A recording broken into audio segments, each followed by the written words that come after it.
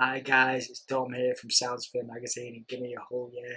Had the wonderful opportunity to chat to Speedball Mike Bailey earlier about the art of wrestling and loads more heading into Slammiversary, where he will challenge for the X Division Championship. So I hope you enjoy this.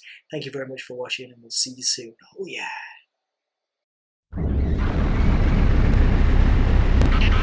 How are you, mate? How's your day going? I'm doing fantastic. I've been busy. I had a show in LA on Saturday. Now I flew to Vegas, where I am. I'm here. I'm getting married tomorrow. Been doing a bunch of shows this weekend, but busy is where I'm at my happiest, and I'm looking to keep that going. Good man. Congratulations on the wedding Thank as well, you man. so much. That's fantastic. That's ace. Well, I'll start the interview with a bit of a deep question because I know you've been to get to Impact. You've obviously worked around the world, but you've also had a few trials and tribulations to get here.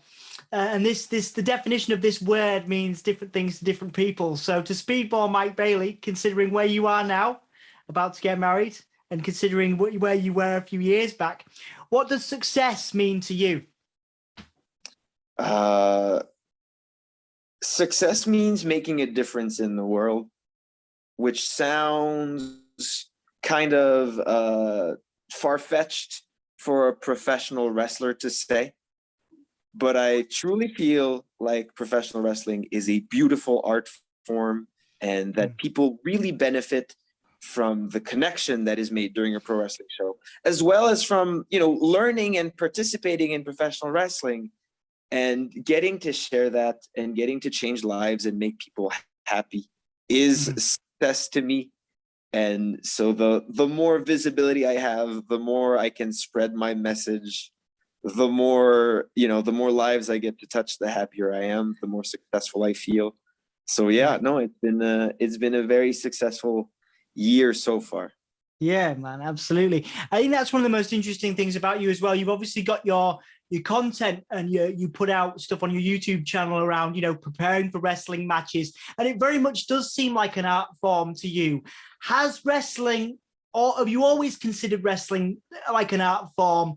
Because again, it doesn't seem like just a straightforward job to you. It seems like, you take great joy in planning meticulously, creating these moments for people. I think that creating the matches to me is the most interesting part of professional wrestling. And I think there's a lot of brain work that goes into it. There needs to be a lot of thought. It's a lot. I've competed in martial arts tournaments my whole life, and honestly, that's a sport I can tell how professional wrestling is different, because there is a great deal of not only thought and creativity, but also self-expression that goes into professional wrestling. And I can show the world feelings and ideas through pro wrestling in a way that I couldn't through martial arts competition, if that makes sense. Yeah, absolutely. And I guess an extension of that, in terms of, as a performer, I'm going to ask you a bit more personal to look at it from a personal perspective in a minute. But as a performer, how have you changed and developed? What have you learned about yourself, again, as a performer from the beginning of your career and where you were then to where you are now? How have you changed and developed? Oh, so that could be I could answer that for about an hour, maybe even two, honestly. So I think that deliberation and really understanding is what sets me apart as a pro wrestler, and also the part that I've been very focused on for the last years. Teaching professional wrestling is a big part of what I do and a goal of mine. I've always sort of had that teaching mindset because I started teaching Taekwondo when I was very young. So I've always approached wrestling with that in mind. And I think a lot of very good pro wrestlers do a disservice to themselves by simply doing what works without seeking to understand why it works and how to replicate it so that they can then pass it on. When you teach, you learn twice.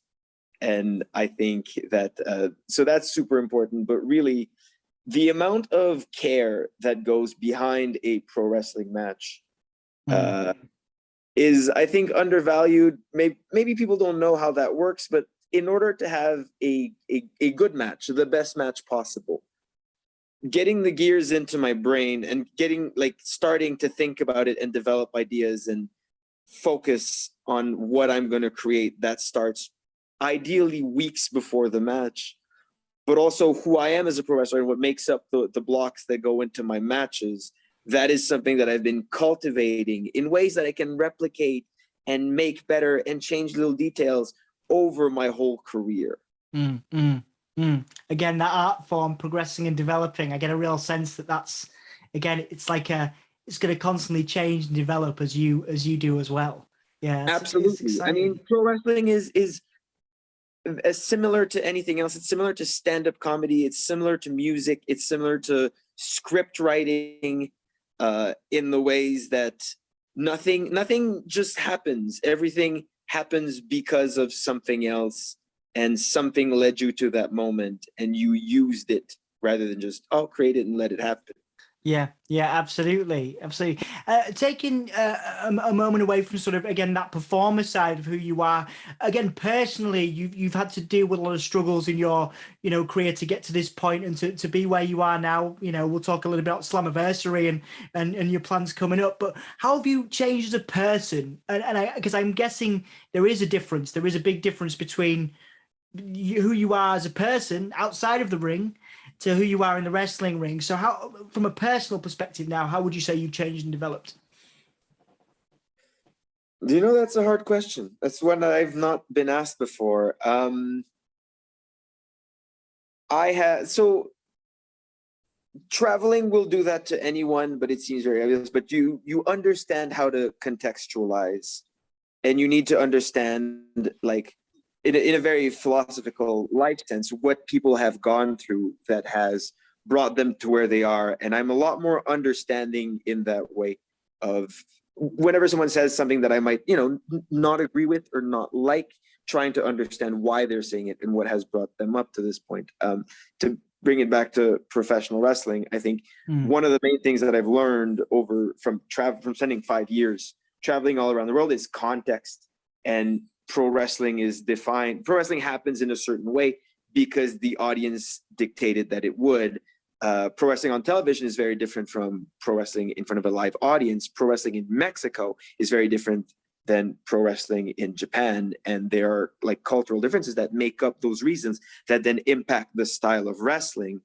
I think that's something that's super important to know and learn, but I also, for professional wrestling, but also as a person to learn and respect that. Yeah, absolutely. And I think there is a lot of that respect, and again, the learning that you've applied to your work. You can see it in your matches. You can see, how much care and attention you put into it, and I think that's a wonderful testament to your career. Now, I do want to ask, because of you mentioned your teaching and your teaching abilities. The Impact team will know part of the work I do as part of my day job is work with young people who are struggling with motivation. They struggle a lot with their mental health, and maybe they've been through rejection. Maybe they've had applications rejected. Maybe they've had, they've gone for a job and they've been rejected, or they've, been through some personal and professional, challenges. Now, you have obviously, you went for a period where you were banned from wrestling in America, and that was a big challenge for you, but you were able to stay motivated. You went to Europe and you went all over the world. I'm wondering, for those people that are perhaps struggling, maybe they've had a knockback, their dream that they wanted to do, and quite often I work with people that have, they've idealized this goal that they had, but they've been rejected from that, and they struggle to again find that motivation. And I'm wondering, did you ever go through anything like that when that happened, and how you obviously you stayed motivated by wrestling, but outside of that, how mentally, how were you able to cope with that, and was it a struggle, and how did you deal with that? Yes, and I think the answer to what you're posing right now is proximity. And I feel like that's the main thing. That's been how I approached it. If we want to take a detour to mindfulness, we can. But when your goal is to wrestle in America, and that is simply not possible, I still have to focus on what I can do and figure out what I can control, what I can affect. What are my options right now? What can I do at this moment that will help me get to my goal eventually, or maybe not, but knowing that if I take those steps to get better at what I can do now, which was for a while wrestling in Canada only, and then wrestling in Europe, and then wrestling in Japan, and then as long as at every step of the process there was attention and care into, okay, this might not exactly be what I want to be doing, what I'm dreaming of doing right now, but I will do the best darn job that I can and put all my attention on that task immediately right now. I think that's what helped me a lot. There have been many moments in my career where it would have been completely justified for me to just up and quit. Yeah. But every time those moments, even before I wasn't able to enter the United States, just when wrestling Canada is very difficult, and when I was a young adult and I was doing very good in Quebec, but making no money at it, and just not knowing that wrestling was going to work out in the long term, that would have been a perfectly reasonable time to stop wrestling. But I still enjoyed the matches, and I enjoyed the process, and I enjoyed doing whatever I could do, even if it wasn't exactly what I wanted to be doing. And that's something that I've kept, and I'm glad I have that with me now. Now that I'm doing exactly what I want to be doing, I am still putting the same care and attention as I always have into it. Yeah. So you took what you had and what the knowledge you had and the ability you had, you went for it, you gave it your best shot, and that in turn led to where you are now. And that's again a great story, man. And I think there's something to be said for the sheer kind of willpower it takes, to deal with something like you had to deal with, and then carry on. I think there's something in that. Yeah, it's really cool, man. Talking about Slammiversary, because again, there's a big event coming up. Obviously, fans in the UK can check it out. Obviously, on Impact's YouTube and things like that. You have a big match, around the lineage of the X division and things like that, and I think it's exciting. Ultimate X. How are you preparing for Slammiversary, and what does being in that match kind of mean to you? Because there's a huge lineage to that championship and that division. There absolutely is. I think it's wild that within 6 months of my Impact debut, I will be competing for the X Division Championship at Ultimate X, at Slammiversary for the 20-year anniversary, which is really the most Impact Wrestling match I can think of, is exactly that. And I am so pumped to be a part of that. The more wrestling I do, the better I am at it. Yeah. That's that feels fairly obvious, but also, and I think I've been extremely busy, having a lot of matches with very good people since the beginning of this year. I mean, at the weekend I had WrestleMania in Dallas, as well as WrestleCon and the Collective and the Impact Multiverse show. I had 9 matches in one weekend. I'm going to have 5 matches this weekend, including one of them, which is a non-title match, of course, with Josh Alexander at Pro Wrestling Revolver.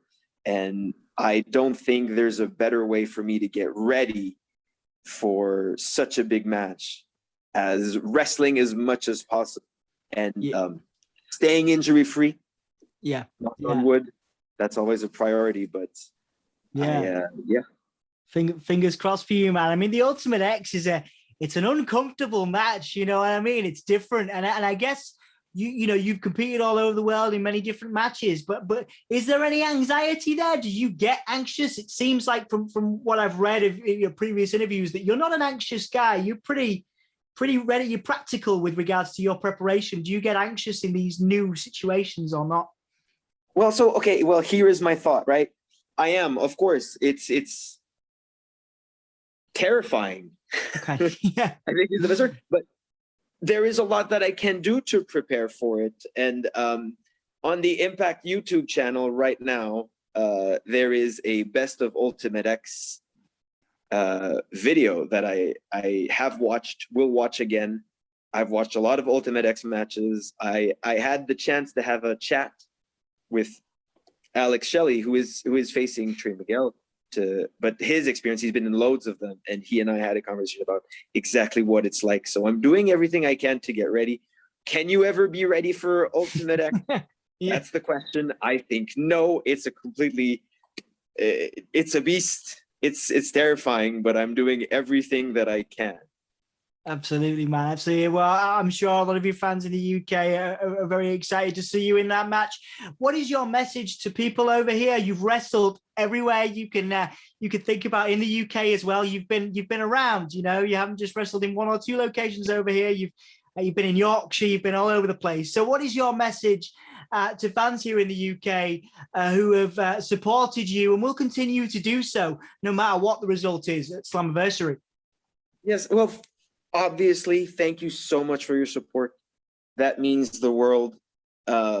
Wrestling, when compared to other things, is relatively small, relatively low key, and compared to like football or movies. A lot of people don't know about wrestling. And the best thing you can do if you would like to support myself or Impact Wrestling or any other wrestling that you like is share, be vocal about it. I think Impact has done a fantastic job putting out content that you can watch and share. A majority of my matches, including my latest one with Laredo Kid, where I won in order to qualify for Ultimate X, that is free on Impact's YouTube. As well, through that, there's the Ultimate Insiders. There's also the Impact Plus app. It's super easy to watch Impact. So please, if you see something that you enjoy, share it. Make a tweet about it.